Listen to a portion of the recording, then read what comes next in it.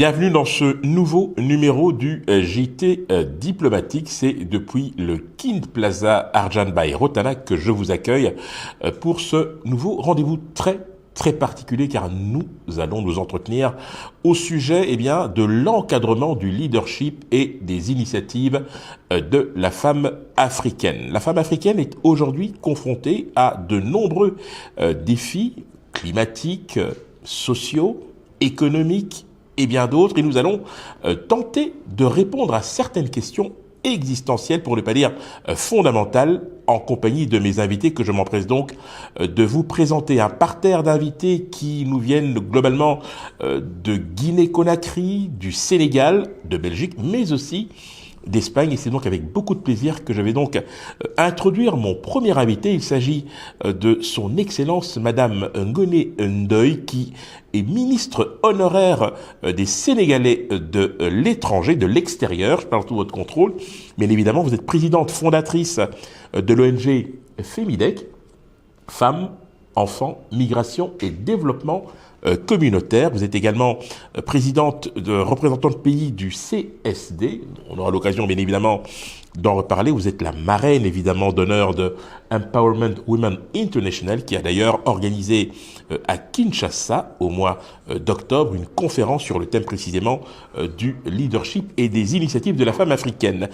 Ancienne sénatrice, membre de l'Assemblée parlementaire paritaire ACP Union européenne, vous avez été vice-président du groupe libéral, mais également président de la commission population santé.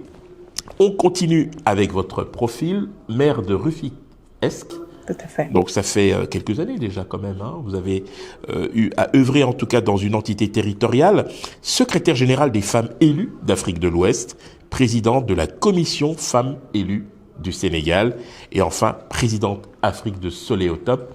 Madame la ministre, soyez la bienvenue. Merci.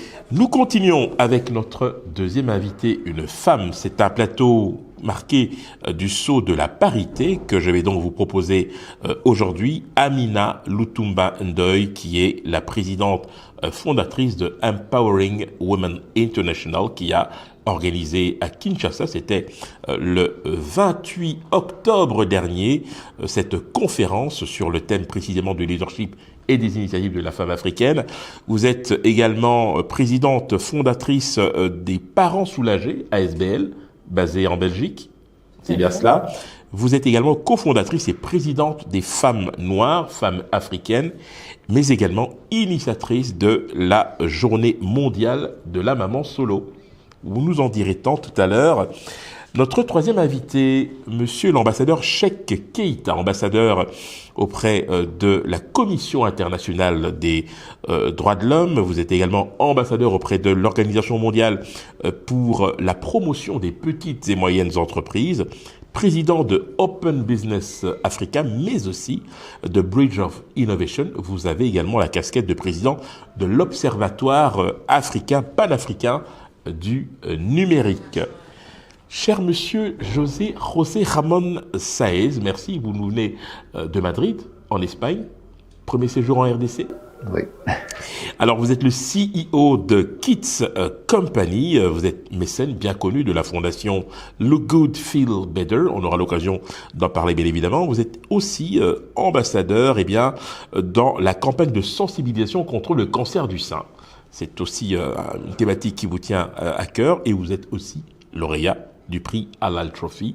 Vous nous expliquerez en quoi cela consiste. Vous l'aurez compris, mesdames et messieurs, distingués invités, chers téléspectateurs, nous allons donc aborder ce sujet très important de l'encadrement du leadership et des initiatives de la femme africaine. Je me tourne vers vous, madame la ministre. Lors de la conférence susmentionnée, vous avez évoqué l'expérience sénégalaise en matière de partenariat public-privé. D'un mot, en quoi cela consiste? Merci beaucoup, monsieur Nzouzi, pour cette invitation dans ce prestigieux plateau connu de toute l'Afrique et du monde. Je vous félicite et vous encourage sur cette voie. Je me permets de saluer tous mes co-débatteurs, mais aussi l'Afrique et le monde. Nous nous sommes réunis ici à Kinshasa par la grâce d'une éclairée jeune dame, Madame Aminata Lutumba Ndoye, pour encore parler de la femme. Mais cette fois, parler d'elle en tant que moteur du développement africain. Parler de la femme en tant qu'avenir, mais aussi présent bouillant de l'économie africaine. Un mode de partenariat qui est devenu obligatoire dans tous les pays parce que nécessaire. Nécessaire puisque ce sont les fonds d'investissement qui permettent d'aller de l'avant. Et si les États s'en tiennent à leur avoir, nous allons vers un manque criard de ressources. Le Sénégal s'est préparé à cela. Depuis les années 2000 déjà, notre environnement institutionnel a été réorganisé autour de la femme. Autour de la femme parce que c'est elle qui transforme, c'est elle qui produit, c'est elle qui consomme, mais c'est elle qui revend. Et la principale activité économique, c'est la revente, le commerce. Et nous sommes très, très engagés sur la voie de l'ouverture des fonds, intérieurs comme extérieurs, à la femme transformatrice qui aujourd'hui veut être pas seulement une PME, mais plus tard une industrie. Nous voulons que l'agriculture en Afrique soit motorisée, qu'elle soit valorisée, qu'elle soit mieux orientée, diversifiée, mais aussi que nous puissions récupérer notre marché qu'est l'Afrique, parce que nous sommes démographiquement très importants. Et voilà pourquoi hier nous avons beaucoup discuté sur toutes ces pistes. Nous y reviendrons. Bien sûr, on aura l'occasion d'y revenir dans le détail. Je me tourne vers vous, Amina Lutumbandoy.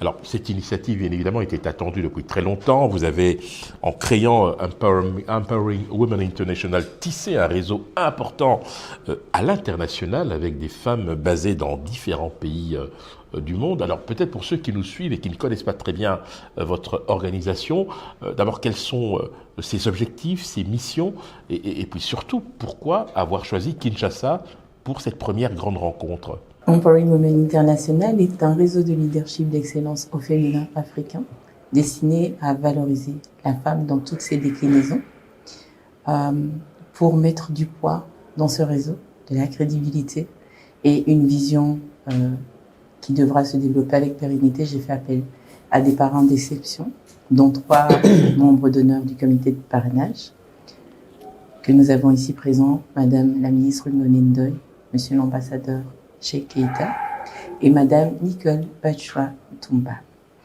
À l'image de leur parcours inspirant, qui sont dans 3 pays différents, j'ai basé toute la vision de mon travail pour que la femme puisse exceller.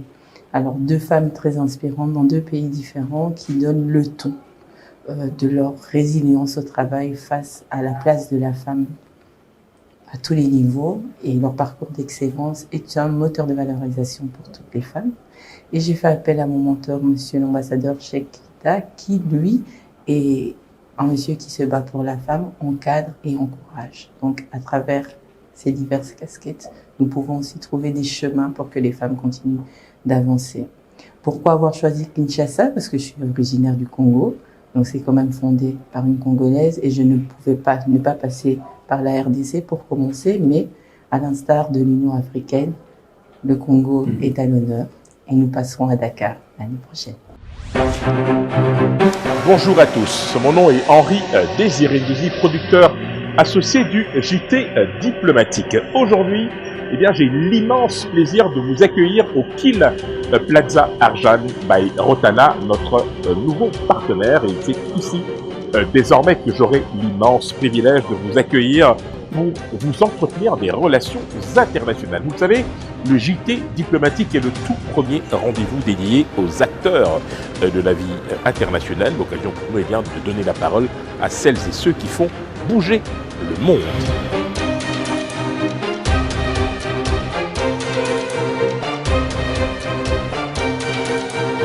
Vous l'aurez donc compris, l'objectif est de fournir au public les clés pour décoder et décrypter les enjeux extraordinaires qui concernent la République démocratique du Congo en particulier et le monde en général.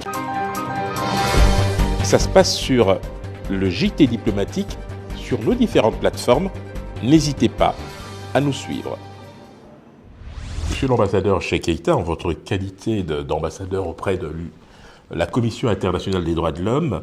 Vous avez participé à cette importante conférence. Alors, quelles étaient vos attentes au départ, mais surtout, quel message avez-vous voulu délivrer à cette occasion? Merci, M. Zouzi, de m'avoir invité sur ce plateau exceptionnel. C'est toujours un plaisir de venir en Afrique, puisque, vous savez, nos activités sont toujours sur l'Europe, et sauf des missions qu'on effectue souvent sur le continent africain. Et cette fois-ci, j'ai une mission spéciale. J'accompagne une jeune leader dans son domaine d'action, qui a voulu porter un message universel, le message de complémentarité, le message d'espoir avec les femmes de ce pays, puisqu'elle est quand même originaire de ce pays. Donc elle a voulu montrer à ce pays que c'est possible avec les jeunes filles, c'est possible avec les femmes. Et dans mon expertise, dans ma profession, j'ai toujours créé des ponts, j'ai toujours validé des ponts entre les autres. Et donc, lorsqu'elle m'a demandé de participer à cet événement, j'ai dit oui, avec un grand oui, puisque le combat des femmes m'intéresse. Moi qui vous parle, j'ai perdu mon père très tôt. J'ai été éduqué par ma mère et je connais la puissance et la force, le dynamisme des femmes. Donc, je suis un homme, comme on dit souvent, gendré, parce que je me bats toujours pour que les femmes soient à la place qu'il faut. Je disais à cette conférence qu'il n'y a pas de solution possible. La solution, c'est aller avec les femmes, valider des choses avec les femmes. Alors, la conférence était extraordinaire. J'ai retiré un aspect extrêmement positif, parce que j'ai vu des dames de 15 à 25 ans, 30 ans, qui gèrent des hectares de terrains agricoles, qui sont investis dans l'agriculture, qui sont à l'étranger, mais qui ont aussi un pied ici, qui font tout pour faire avancer les choses. J'ai vu des dames dans le social, et ça, c'est formidable. Je pense qu'il y a un élan qu'elle a pu insurger à ces gens-là, et je pense que son organisation va faire de très bonnes choses dans ce pays, et nous l'accompagnerons dans ce sens. Alors, on a eu l'occasion d'approfondir la question. Alors, après Dakar, Kinshasa, Conakry, nous allons nous arrêter à Madrid. Si vous le permettez, José Ramon Saïz. Alors, vous êtes un homme engagé, un homme de cœur, d'engagement, je l'ai dit. Vous avez visité la République démocratique du Congo pour la toute première fois à l'occasion de cette importante conférence. Qu'est-ce qui vous a motivé et qu'est-ce que vous retenez au fond de ce moment que vous avez partagé ici en RDC? Merci, Monsieur Souci, pour me permettre de participer avec très important co-parleur. Et bon, comme vous savez, j'ai commencé une société qui, depuis 25 ans, on travaille en particulier à l'aide humanitaire. Non, nous travaillons avec la Société des Nations Unies, la Croix-Rouge internationale. Et j'ai la grande opportunité de faire chose pour les femmes qui sont en particulier en grande difficulté dans le camp des réfugiés, non? La Syrie, la Jordanie et la Libye, le Maroc.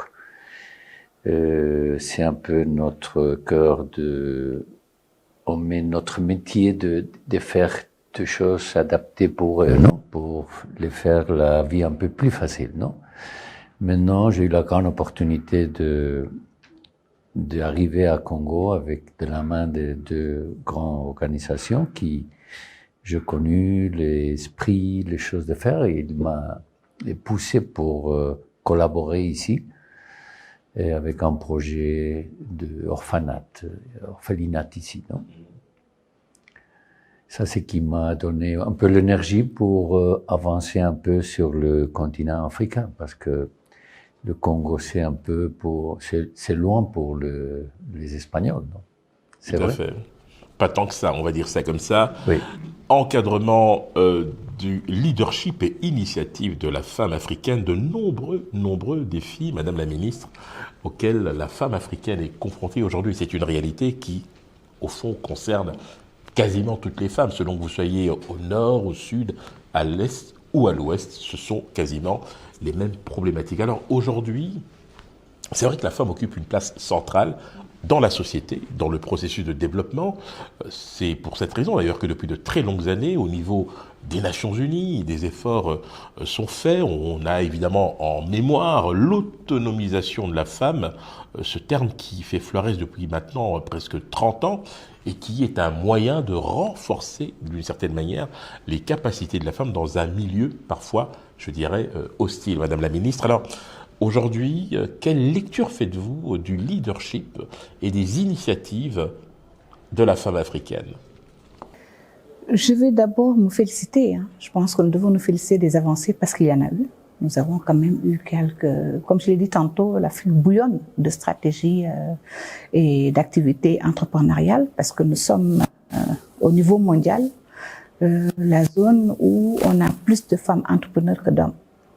En global, ça fait 87% d'entreprises qui sont créées par les femmes.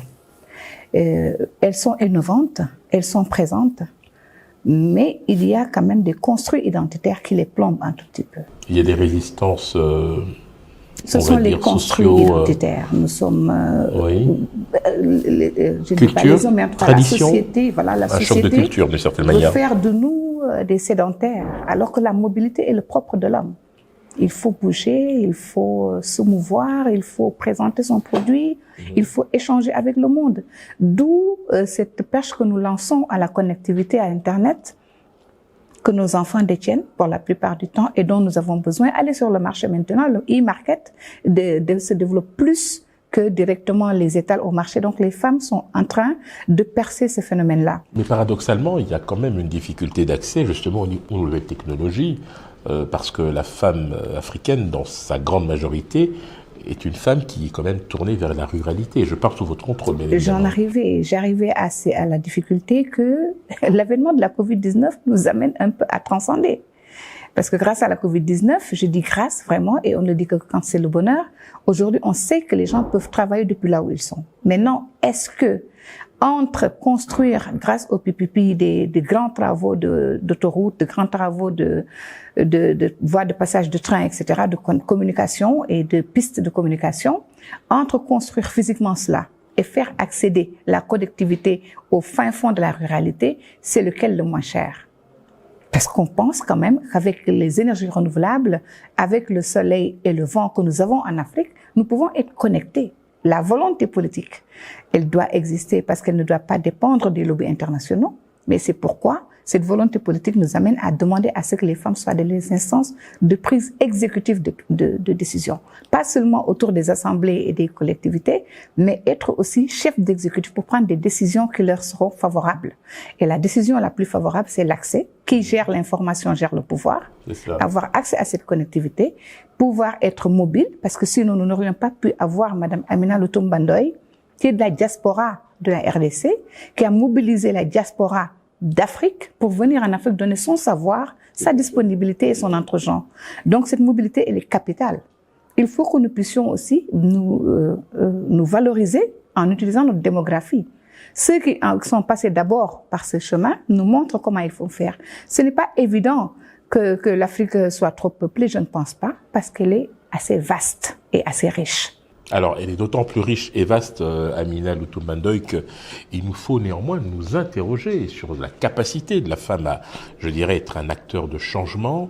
On a parlé tout à l'heure de l'encadrement du leadership et des initiatives.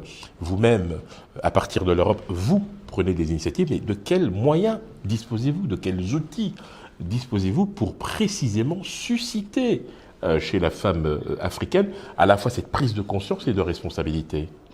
Alors, on va parler du digital, parce que je travaille avec mes équipes via Internet.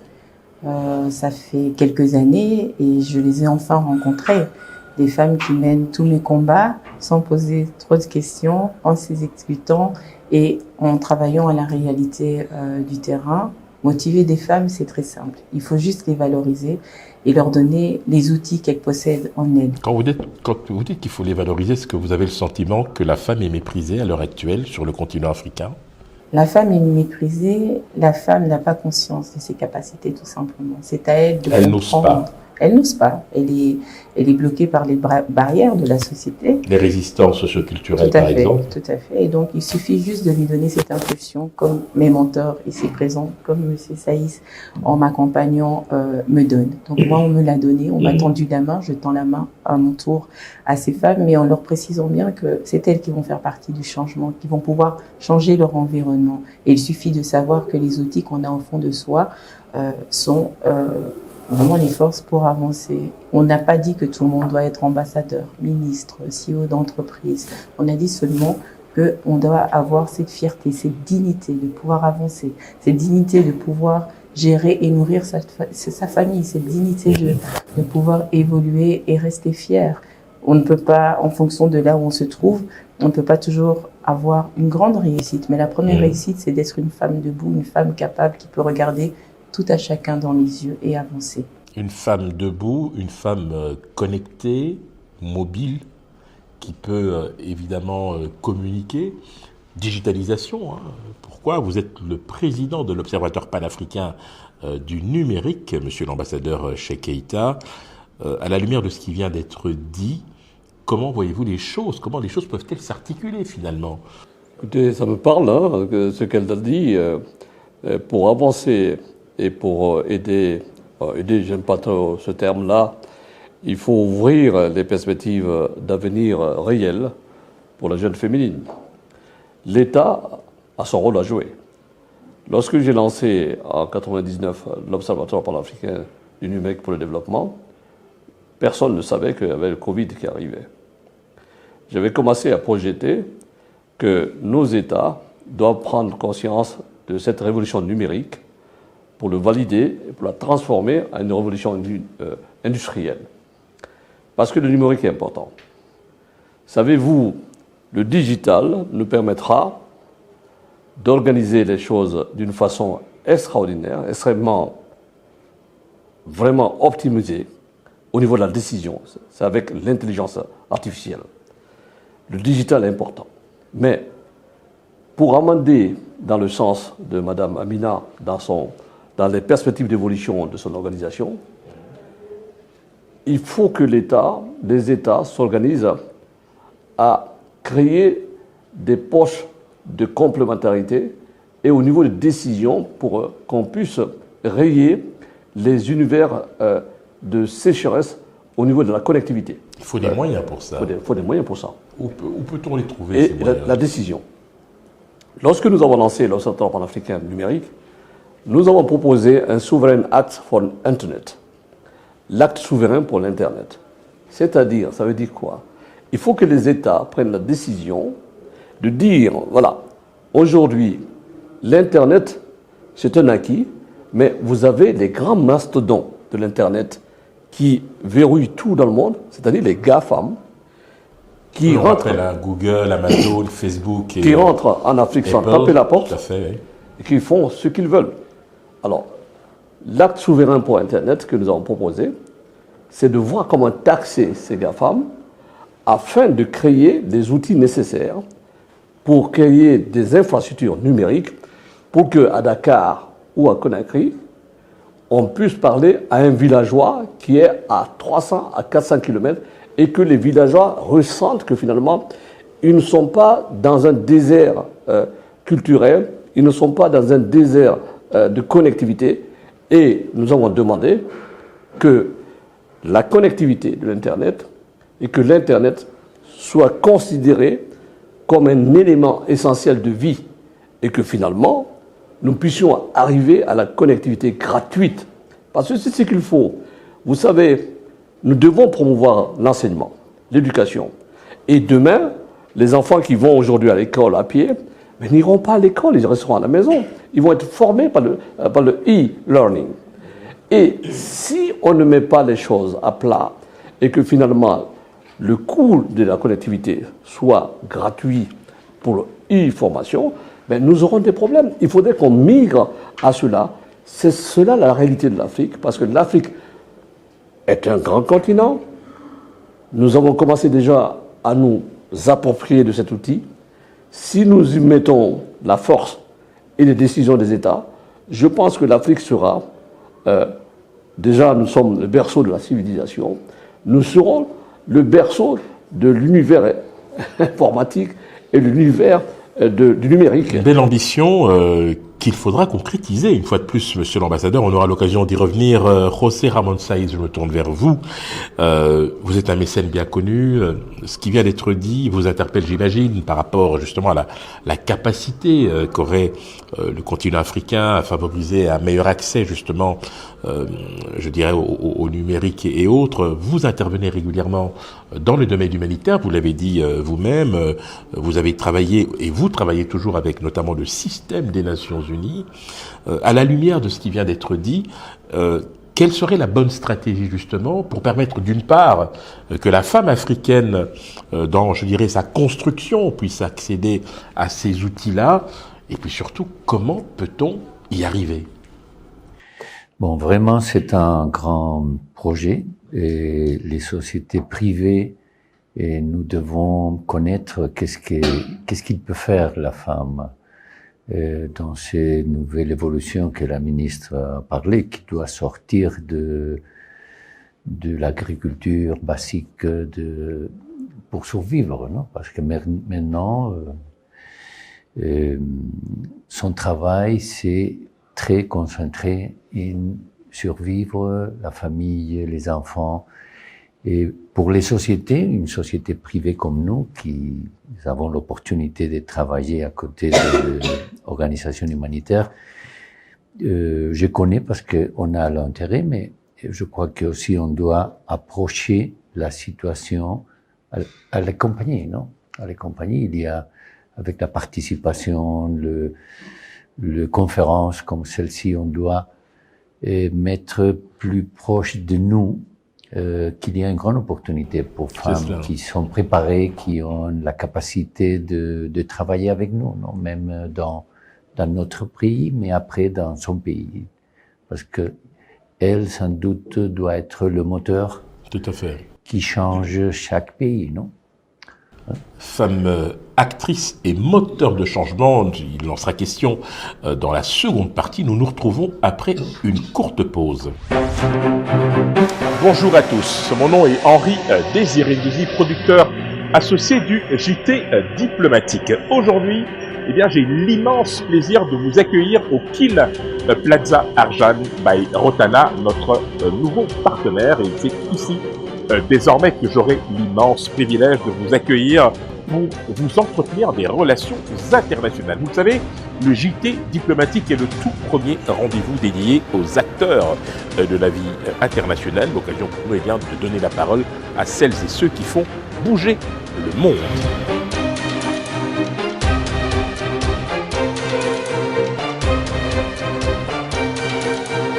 Vous l'aurez donc compris, l'objectif est de fournir au public les clés pour décoder et décrypter les enjeux extraordinaires qui concernent la République démocratique du Congo en particulier et le monde en général. Ça se passe sur le JT Diplomatique, sur nos différentes plateformes. N'hésitez pas à nous suivre. Retour sur le plateau du JT Diplomatique pour cette deuxième partie consacrée à l'encadrement du leadership et des initiatives de la femme africaine, avec mes invités, Madame la ministre honoraire des Sénégalais de l'extérieur, Madame Ngoné Ndoye, avec Madame Amina Lutumba Ndoye, qui est la présidente de Empowerment Women International, Monsieur l'ambassadeur Cheikh Keïta, qui nous fait l'honneur d'être présent. Merci une fois de plus d'être là. Et vous, José Ramón Sáiz, pour votre participation. Nous allons donc entrer dans le vif du sujet, et c'est peu dire, car il est important que nous sachions exactement où nous en sommes véritablement. Le leadership, les initiatives de la femme africaine. Alors, petite question peut-être un peu provocatrice, est-ce qu'on peut encadrer le leadership, Madame la ministre? Conseiller, oui, mais encadrer, non. Être leader, c'est déjà savoir ce que l'on veut, où on va, être libre de ses pensées et en vouloir. Est-ce que ça relève de l'acquis ou de l'inné, le leadership, selon vous? Bon, inné, mais on peut l'acquérir si on est fan de quelqu'un ou de quelque chose, ou si on est révolté par une situation. Si je prends le cas de Madame Korkadia du Sénégal, qui aujourd'hui produit immensément de riz, à exporter d'ailleurs, et c'est parti du fait qu'elle voulait donner à manger à sa famille. Elle a pris une graine de riz normale, dans du sable normal, et l'a plantée. Ça ne marchait pas, parce qu'elle voulait du riz pour sa famille. Aujourd'hui, elle a des millions et des millions de machines en coût, et elle a des hectares de terre à n'en plus finir, jusqu'à exporter son riz. Mais lorsque l'on a ce type de témoignage, on sait aussi que les femmes peuvent être cruelles entre elles. Est-ce que lorsque l'on est dans une phase de leadership, appelons les choses telles qu'elles sont, transformationnelles, que l'on impacte sur la vie des autres, est-ce que les femmes peuvent se montrer solidaires finalement, Amina Lutombandoy? Elles peuvent se montrer solidaires, on peut être des guerrières ensemble. Bien sûr, il y a toujours des coups bas, c'est l'histoire du monde. On n'aime pas que l'autre brille mieux, mais quand on construit un réseau comme je l'ai fait, c'est que la lumière n'est pas sur moi, même si aujourd'hui je suis sur votre plateau, mais la lumière et les bénéfices sont à ces femmes qui font partie du réseau, à ce qu'elles produisent. Et voilà, je pense que quand une femme est valorisée, son travail est valorisé, elle va avoir plus facile à adhérer à votre vision et à continuer à avancer avec vous et ramener notre force vive pour avancer. Donc l'histoire du monde fait que la femme est sa propre ennemie, mais c'est des tendances inversées, rien n'est figé. Monsieur l'ambassadeur, cela vous inspire-t-il? Oui, vous savez, avant de parler leadership, il faut parler de leader, hein, c'est-à-dire une force qui permet aux autres d'avancer, une force qui donne la route, une force qui construit des citadelles pour celle qui est en face ou celui qui est en face, pour se construire, lui donner les moyens de faire quelque chose pour qu'il devienne leader. Donc le leadership, c'est à deux points. Le premier, c'est le leader qui trace le chemin, et celle qui est en face ou celui qui est en face, qui en prend l'autoroute, qui est complètement balisée pour lui, en le conseillant d'aller là où il doit aller. Donc le leader fait son travail au départ et s'efface pour l'autre qui va le remplacer, qui va être le leader. Et c'est à cette condition-là qu'on peut parler de leadership, parce qu'on a apporté quelque chose à quelqu'un qui s'est transformé, qui s'est valorisé, qui a eu une vision de ce qu'elle doit construire pour soi-même et pour les autres, pour essayer de faire quelque chose d'utile, utile pour soi-même, utile pour les autres, utile pour la société. Mais vous n'avez pas le sentiment, monsieur l'ambassadeur, que l'effacement est peut-être la dimension la plus difficile du leadership? Oui, c'est sûr, mais vous savez, on n'a jamais fini d'apporter sa contribution. Tout dépend de la manière dont on le veut. Vous savez, je prends un exemple pour moi. Je suis engagé dans beaucoup d'organisations féminines, dans beaucoup de sujets. Vous êtes féministe? Je suis féministe. Je suis féministe parce que je pense que dans le monde actuel où nous vivons cette perspective de construire un monde nouveau, un monde extraordinaire, les hommes doivent être les premiers féministes. Les hommes doivent être premiers féministes. Pourquoi? Parce qu'il faut reconnaître à l'autre ses valeurs. L'histoire de l'humanité s'est construite pas seulement avec les hommes. Elle s'est construite avec les hommes, avec les femmes. Les femmes ont été des leaders. Les femmes ont été à la force de l'humanité. Et c'est ça l'essentiel. Les femmes ne demandent pas une aide, ce que je dis souvent. Les femmes demandent une valorisation de leur acquis, leur importance, leur savoir-faire et ce qu'ils ont déjà apporté à la société.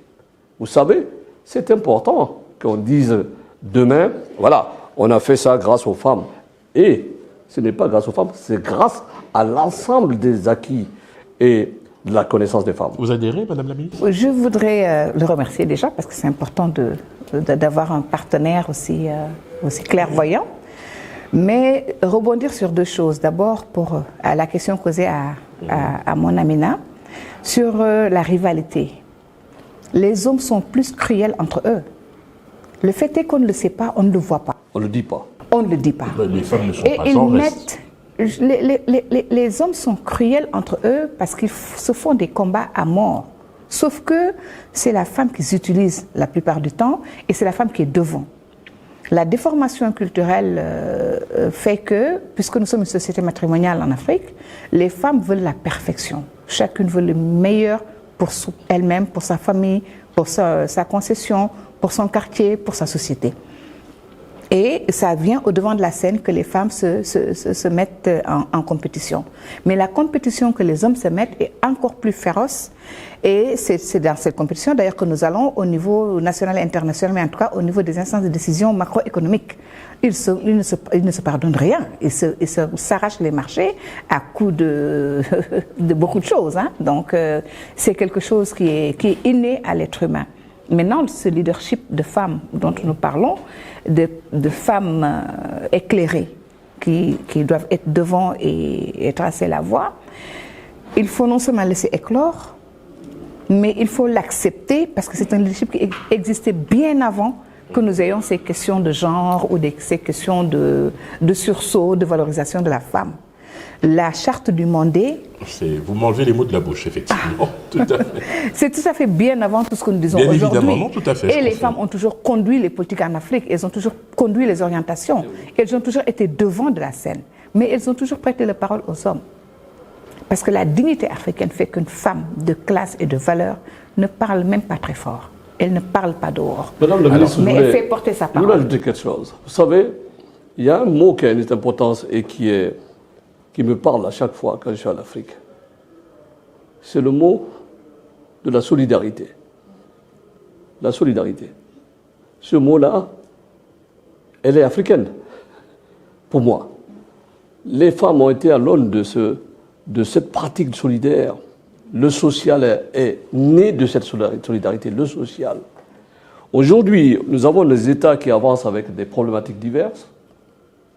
Le social est enfoui.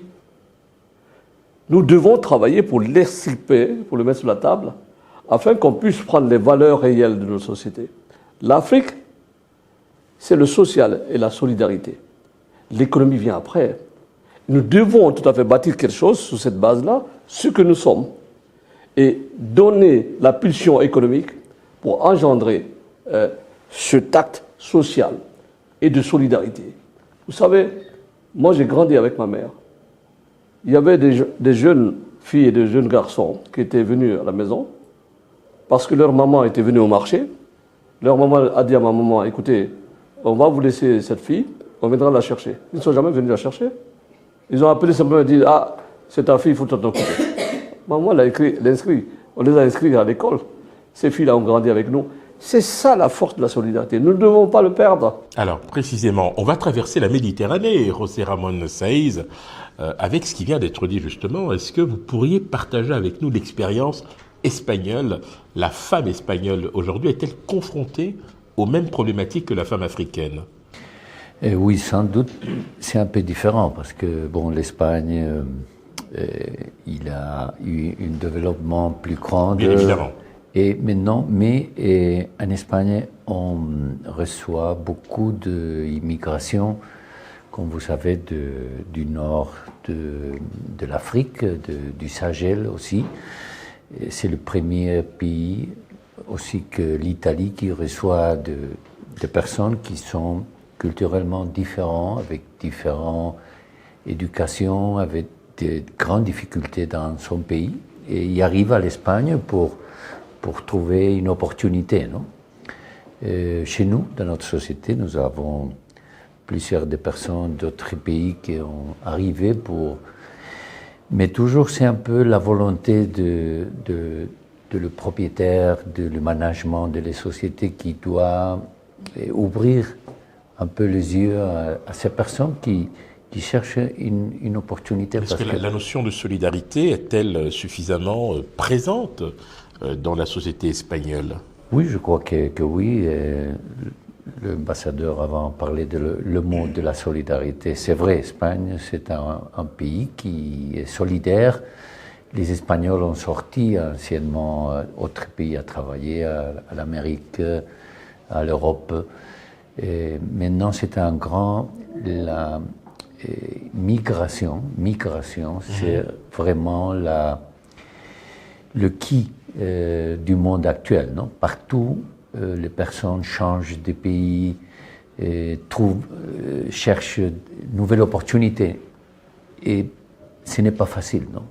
Parce que les régulations qu'il y a dans l'Europe, dans les États-Unis, dans l'Asie aussi, ne permet que ces personnes qui veulent travailler, qui veulent contribuer au pays, peuvent le faire, non? Je pense, merci M. Saïs de le voir comme ça. Cela veut dire que vous êtes vous-même en position de solidarité. Mais je pense que la géopolitique mondiale tourne aujourd'hui autour de la migration. Et qu'il faut avoir un autre regard que celui d'eux, ils viennent chercher du travail ou ils viennent un peu chercher une meilleure vision. Je crois que c'est l'expérience du monde. C'est quand même je crois la motivation première. C'est une expérience, pas seulement, ne pas avoir ne pas avoir ce seul regard. D'accord. Passer une expérience du monde, que ce soit du monde musulman avec le prophète Mohammed alayhi salam, que ce soit dans le monde chrétien avec le petit Jésus dont la mère a dû émigrer, fuir un peu pour pouvoir le mettre au monde, simplement parce qu'on n'est pas toujours bien chez soi. On peut aller chercher autre chose et se valoriser et être plus utile à la société et au monde. En Espagne, un pays frère et qui travaille beaucoup avec nous dans la migration et qui est très ouvert par rapport à certains autres pays occidentaux, nous savons que le développement de l'agriculture en Espagne est parti de leur migration en Europe. Ils ont été en France cueillir des raisins. C'est quand ils ont eu des difficultés avec le roi de France que le roi d'Espagne a décidé lui-même de planter des raisins en Andalousie, planter des olives. Donc, partant de l'expérience de la migration, il a pu développer son propre pays. Les Italiens aussi sont très ouverts parce qu'ils ont eux aussi essaimé au Brésil, en Amérique du Sud. Aujourd'hui, la population africaine, qui démographiquement fait 19,4 millions, part à la recherche certes de la nourriture, mais surtout du développement, du meilleur. Et je pense que nos politiques, nos leaders et nos décideurs, dont les femmes, devraient aussi s'inspirer de ces questions et planter en Afrique. Je dis, l'agriculture, c'est l'autosuffisance. Bien sûr. Il faut qu'en Afrique, le leadership féminin se penche sur la culture du raisin, sur la culture des pommes, sur la culture du blé, toutes choses qu'on nous avait dit qui ne pouvaient pas prospérer en Afrique. Sortir de cette agriculture justement, de survie. Mais vers la production intensive et, encore je le dis, se reprendre son marché. Le marché mondial, il est africain. Que donc les Africains travaillent pour promouvoir leur économie en Afrique, récupérer leur propre marché et être présents au rendez-vous économique mondial. Vous avez donc créé Empowering Women International. Pourtant, quand on parle de leadership et d'initiative, on pense beaucoup plus à la femme citadine, en fait, la femme des villes. On pense beaucoup moins à la femme rurale. Ce qui vient d'être rappelé ici, c'est effectivement qu'il faille sortir de cette agriculture de survie. Alors comment justement créer ce lien entre deux mondes qui ne se parlent pas? C'est une manière de vous demander, au fond, de nous parler de l'expérience congolaise, puisque vous êtes originaire de la République démocratique du Congo. Comment percevez-vous justement cette forme de leadership et ces initiatives à l'aune, je dirais, de la ruralité ou de la femme urbaine? Merci pour la question. Je parlerai personnellement du leadership parce que pour moi le leadership commence par soi-même. Je ne vois pas le leadership en deux catégories, rural, urbain. Le leadership est international. Pour la petite histoire, c'est la première fois que je frôle le sol congolais. J'ai grandi en Belgique. J'ai eu, par mon expérience, je me suis projetée en Afrique. Mon parcours, qu'est-ce que moi j'aurais fait si j'étais une jeune fille africaine en Afrique? Je suis congolaise, certes, mais le fait d'avoir été écartée géographiquement de mon pays m'a donné envie de voir ailleurs, de prendre ailleurs. Quand on entend les propos de M. Saïs, de Madame la ministre Goneno ou de Monsieur l'ambassadeur Cheikh Keïta, qui parlent de migration, moi je parle d'autre chose maintenant, mais qui parlent de migration, c'est le savoir-faire et le renforcement des capacités. Pour moi, à ma place où je suis, j'ai trouvé qu'il était important d'aller vers le continent africain, mais dans tout le continent africain, prendre le savoir-faire de l'Africain pour renforcer l'Africain.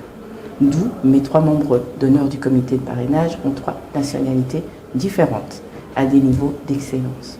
Donc je pense que le leadership est accessible à toute personne qui veut l'entendre, à toute personne qui veut le développer. Il suffit de pouvoir tendre et projeter et donner l'information. Monsieur l'ambassadeur a parlé de leader avant de parler de leadership. Leadership. Oui, on est leader ou on acquérit. Pour ma part, je pense que toute personne qui a la volonté, qui fait preuve de résilience, est un leader. Pour pouvoir évoluer, il ne faut pas avoir peur de frapper aux portes. C'est ce que j'ai fait avec eux, comme avec Monsieur Saïs. Pour la petite histoire, je l'ai rencontré sur dans une foire humanitaire en Belgique. Et à ce moment-là, je construisais mon projet Amina Nsenga, je peux et j'y crois, parce que j'ai à cœur de mettre au centre de l'Afrique, mais vraiment partout en Afrique, un centre d'accueil pour les jeunes filles victimes de violences sexuelles qui sont des jeunes filles mères. Et je faisais une soirée caritative et j'avais besoin de produits. Et je tombe sur l'espace de Monsieur Saïs et je demande est-ce que je pourrais avoir des échantillons sans savoir qu'il était le CEO. Donc il me dit oui, on discute 30 minutes, pour vous dire. 30 minutes et il me dit là j'ai besoin des produits mais revenez demain. Je me dis est-ce qu'il va me les donner? Je reviens le lendemain et il m'apporte cette caisse où il y a tous les produits dont les femmes ont besoin, les produits de première nécessité. Et je pars. Un kit, voilà, un kit humanitaire et je pars finalement faire ce que j'avais à faire. Tout ça pour dire qu'il faut apprendre à savoir identifier les choses. Le leadership, c'est aussi cette volonté de vouloir apprendre de soi-même. J'ai vraiment la chance et l'honneur d'avoir des mentors d'excellence. Monsieur Cheikh Keita a commencé à m'éduquer en me faisant écouter des discours dont je n'avais rien à faire finalement parce que c'était des mots compliqués pour moi. Mais à force d'apprendre et d'écouter, j'ai appris à parler. Quand j'ai eu l'honneur de faire connaissance avec Madame la ministre Gonine Ndoye, j'ai appris son langage. Je ne peux pas dire que je la mime parce que j'apprends d'elle et puis je remets les choses dans mon périmètre à moi, mais j'apprends d'eux toute seule en regardant leurs interviews. Alors aujourd'hui, j'ai la pression parce que je suis en face de mes mentors qui... elle est bien gentille, mais vous savez, quand on est en face de quelqu'un qui veut apprendre, on sait qui veut apprendre, qui ne veut pas apprendre. Un leader qui accompagne une personne sait au départ, est-ce que cette personne a la volonté d'arriver là où elle veut. C'est plus simple pour un leader, pour accompagner une jeune femme, une jeune fille motivée par ce qu'elle doit faire. Elle a une ambition. Quand vous rencontrez quelqu'un qui a une ambition, qui a des idées... L'ambition est un mot tabou en Afrique. Il faut l'avoir. Il faut l'avoir, M. Zenzoui. Il faut avoir l'ambition. On me dit souvent, M. Keita, j'ai été invité dans une plateau de télévision, on me dit, M. Keita, en Afrique, on n'aime pas les gens comme vous, qui touchent à tout, vous êtes tellement connus, vous faites ça. Je dis, écoutez, nous avons un temps de passage sur cette terre. Il faut qu'on ait le bon sens. On ne pense pas souvent à la mort, vous savez, M. Zenzoui. Mais la mort ne nous prévient pas. Nous avons un temps imparti pour vivre sur cette terre. Et pendant ce temps-là, il faut travailler pour faire du bien, pour construire quelque chose. Et c'est très important. Je voulais finir par ce phénomène d'immigration. C'est votre mot de la fin, car on va devoir conclure. D'immigration. Oui. Vous savez, on parle aujourd'hui d'immigration africaine en Europe. Mais avant, c'est les Européens qui viennent en Afrique. Quand vous voyez l'histoire de Carthage, en Tunisie et autres, mais les Italiens sont venus en masse en Tunisie. Alors, on parle de l'immigration aujourd'hui. Mais, pour finir, je veux dire simplement à nos États de réhabiliter quelque chose qui ne meurt jamais dans l'humain, c'est l'espoir. Il faut construire, réhabiliter l'espoir. Aux jeunes, aux femmes et à tout le monde. Quand on sait que dans son pays, on a tout à construire, on a de l'espoir, on a du bon sens et on croit à son pays, mais on ne part pas. Il faut qu'on construise l'espoir pour que les gens disent « c'est possible chez moi ». Et les gens restent parce qu'ils ont l'espoir. L'espoir est à construire et à consolider. Et nous irons ensemble. José Ramón Sáiz, votre mot de la fin, votre dernier mot?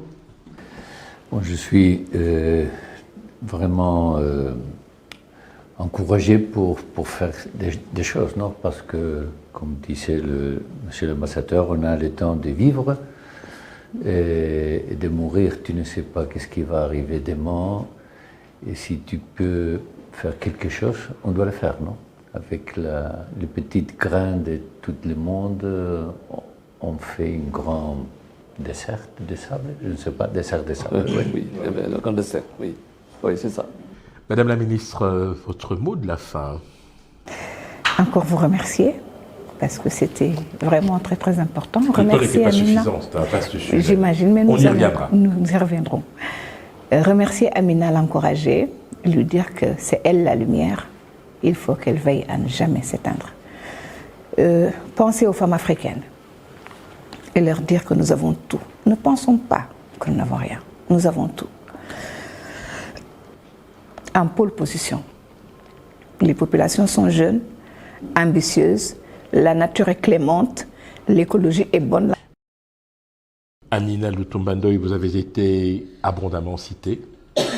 C'est à vous que revient le redoutable privilège de clôturer cet entretien. Mais tout ce que je voulais dire, et je terminerai par le cadre où je suis partie avec M. Ramón, c'est que j'ai pu identifier des personnes qui pouvaient apporter quelque chose à tout le monde en général.